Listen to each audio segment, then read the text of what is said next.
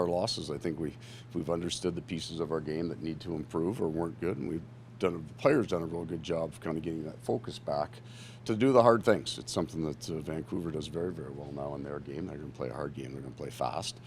We're aware of that going into this game. Would you characterize this as maybe one of the toughest road tests to date? Well, I think with the teams we're going to face the remainder of this trip for sure.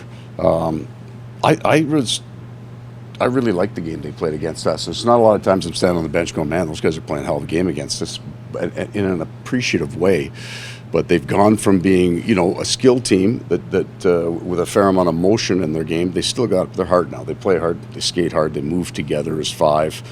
They still got some stretch in their game, but in a focused, determined way. So this is going to be fast. We need to be ready right from the start for sure. A bit of a homecoming for OEL. Why does he fit so well with the Panthers, do you think? Well, he's smart. We have a handful of rules that we adhere to that allow, because we don't have too many of them, that allows the team to play fast. He's a smart guy, so he's got the rules figured out, and now he can just go play. He's and you know what? He's done a great job, and then we've also got some good players with him, right? So Forsling Gustav was the perfect guy for him to come into because he's so reliable and he's so fast, and we had OEL on his offside, and now he gets to play with a good veteran in Kulikov or a good young player in Belinskis. Didn't see Anton Lundell at this moment. No, we're going to hold him out today. He's a little under the weather. So Jonah coming back in? Correct. And then Cooley back in? Correct. Thing on Sam Reinhart, his hometown. He's always been a very good player. It seems like he's taken it up a notch this year. What have you seen from him maybe where the production is elevated? He would come to camp. He's a very fit man, but he really worked hard this summer to give himself that good push. And I think we had a very difficult training camp 2 years ago, and I think everybody came back pretty much ready for it. So I think that helped him. The last 2 seasons prior, he started each year with Barkov for about 20 games, and in either of them, it didn't work.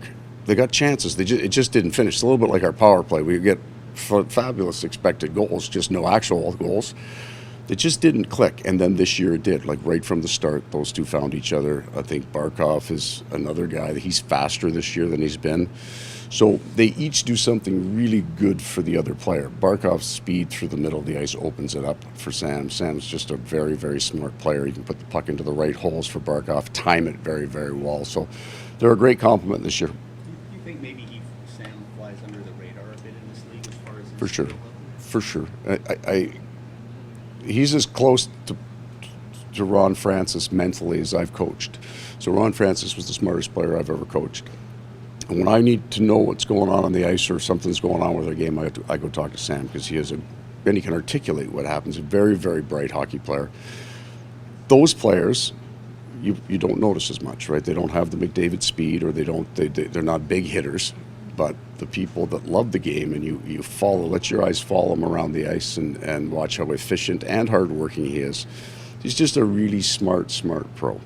Roberto Luongo being honored here tonight, what's the biggest thing that jumps out to you about his career overall? Just how many times he beat us. I think that would be the first thing. Such a big, powerful man. The number of games run that he went on. Now we're thinking these goalies should play like maybe 50, right? And he did that by January. So the longevity, the ability to play as many games back to back at such a high level. Very efficient. He was so big in the net, and you didn't see any net when he was there. And it was every game. He was very, very consistent, certainly against our teams. How valuable? Goalies Bob in that tonight? Correct. How valuable is it to have a guy like that working in the hockey operations department for the Panthers? He's got a really good feel for the culture of a room. So I think that goaltenders especially have a completely different view of the game than everybody else because of where they stood and how they saw the game unfold. And they also have a really unique perspective of the locker room and the ingredients that you need, the kind of people that he would have wanted to play in front of him. So that's what when we have our big meetings, he's got a strong voice, and you listen to what he has to say because he's right. Barkov has been playing a little bit less per game. I'm sorry? Average ice time for Barkov Yes. has been a bit lower. Yes. Is it just a coincidence, or have No, you been trying to... no. I played him 28 minutes last year in Minnesota. Yeah. Just about killed the man. And I'm not going to do that again. It might happen tonight, but No, we are trying to be mindful of that, but there's other reasons too. It's not just that I'd like to keep that top line at or around 20, and if we can get them under, that's even better for us. But Lundell is a better player than he was last year, and Bennett is with Tkachuk, and they formed a pretty good line for us. Stenlin's got 7 goals. He's not far off his career highs already. So we think we've got some depth at center that allows that. And the big one, if you looked at it, the big one will be penalty killing time. And he's come off one shift, basically, one and a half on the PK, because Stenlin's here as a right-handed face-off man, so he's taken that ice, and I think his 5-on-5 game has benefited. You talked about Roberto and that, like, the games played. I know one of the things that he's most proud of is the 1,000 games. Right, Lauer's going to get there. right.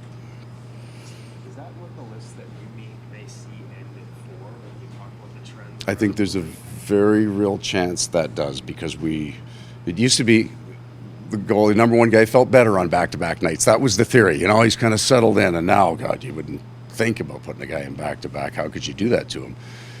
Pitch count, right? It's all the same thing. There's probably a very real chance that, or at least it would be a rarity, somebody who comes in at 18 and just stays for a very, very long time. But you're going to have to rack up a lot of seasons to get to 1,000 games now. Thanks, Coach. Okay. Thanks, Coach. Thanks, Paul.